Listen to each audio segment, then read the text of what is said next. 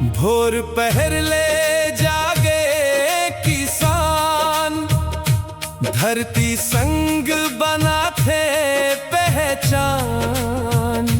घाम पानी आंधी झेले, फसल बर रखते अपन प्राण।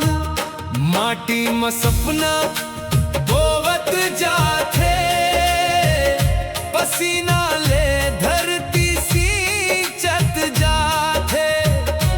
हर दाना में मेहनत चमके, देश के थारी खुशबू महके।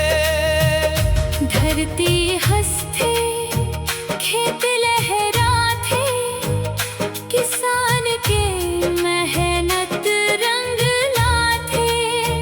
हर मुस्कान के पीछे देखब, ओकर दिन रात मेहनत रही थे।